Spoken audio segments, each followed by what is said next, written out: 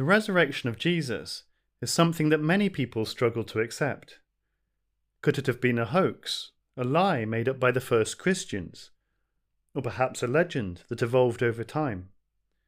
A great source for answers to these questions is Lee Strobel's The Case for Christ, and in particular his interview with JP Moreland. I'm going to give a really short case here, based on Moreland and Strobel's argument, as well as a few points from I Don't Have Enough Faith to Be an Atheist by Norman Geisler and Frank Turek. First and foremost, our faith in the resurrection comes from Jesus' appearances after he was crucified. I'm assuming that Jesus did die, rather than just pass out on the cross. I've made a video explaining why I believe that, and I'll put a link in the corner of the screen to that now. People witnessed these appearances, and the witnesses gave their testimony, either in written form or verbally to others who wrote sources documenting the appearances. So the reliability of the sources, the witnesses, and their testimony are absolutely key to deciding whether we believe the appearances took place. For the rest of the video, I'm going to explain why I believe they are reliable. Our earliest written source that describes Jesus' appearances after the resurrection is probably Paul's first letter to the Corinthians, followed by the Gospels and the book of Acts.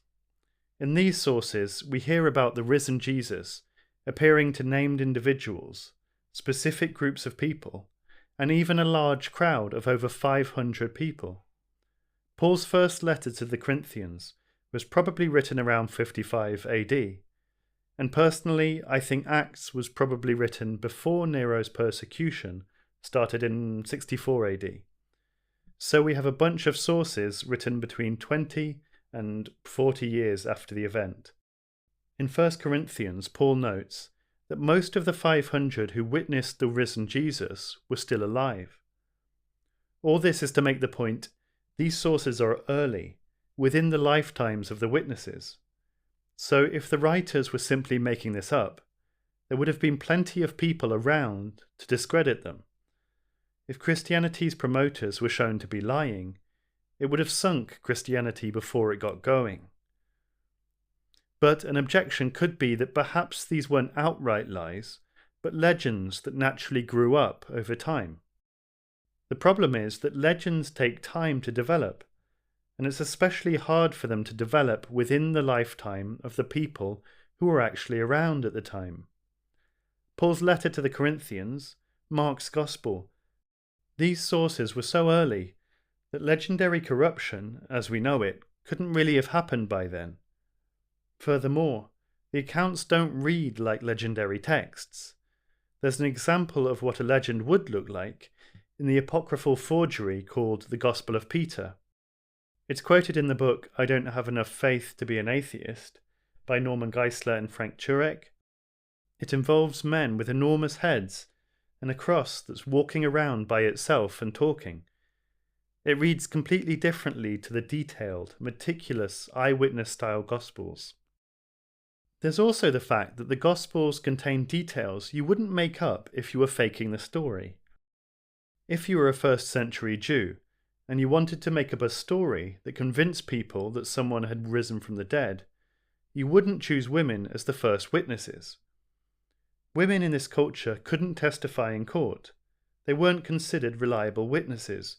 So if you were going to construct an account of the resurrection, you would choose men as the first witnesses. There are plenty of other embarrassing details that suggest the Gospels weren't made up. The fact that most of the disciples abandoned Jesus.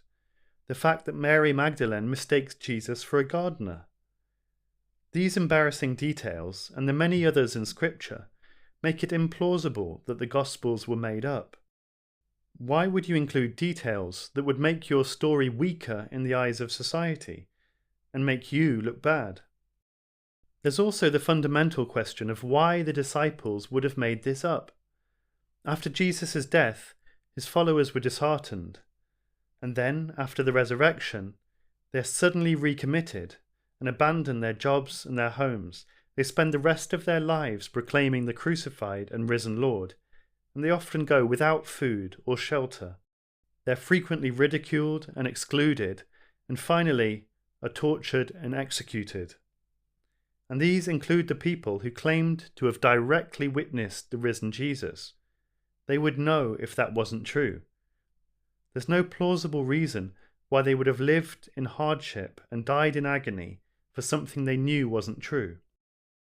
A counter-argument to this is that we witness various people from various religions willingly dying for their faith, but that doesn't prove their faith is true. For example, I, as a Christian, don't take suicide bombings from Islamic fundamentalists as evidence that Islam is true. But this misses the distinction that a modern-day suicide bomber doesn't have any special insight into whether their faith is true. The early disciples, being witnesses to the resurrection and various early miracles, would have definitely known if the resurrection was a hoax. That's what makes their willingness to die defending it compelling. Next, there's the fact that Jesus had large numbers of followers from the Jewish people immediately after he was crucified. Moreland argues that this in itself is evidence that something big must have happened, with a lot of credibility to the Jewish people. To become Christian was a huge upheaval to a Jewish person. Many of the most cherished beliefs and practices that had sustained the Jewish people as a distinct group through centuries of persecution had to be given up or changed. Adopting Christianity involved a new and different relationship to the Mosaic law, changing the Sabbath, believing in the Trinity, and giving up the hope of a political Messiah. Moreland says giving up these cherished beliefs would have been incredibly difficult and painful to a Jewish person at the time. They were risking the damnation of their souls if they were wrong on this. So the Jewish people would have needed extraordinarily good evidence to convince them to take the radical steps of becoming Christians. The fact that many did suggests that they did have very good evidence, such as numerous credible eyewitness reports of the resurrected Jesus. The final argument from Moreland and Strobel that I'll share here, although there are more, is the growth of the early church. The hoax hypothesis is that a group of fishermen from an obscure village made up a myth that their carpenter leader had risen from the dead.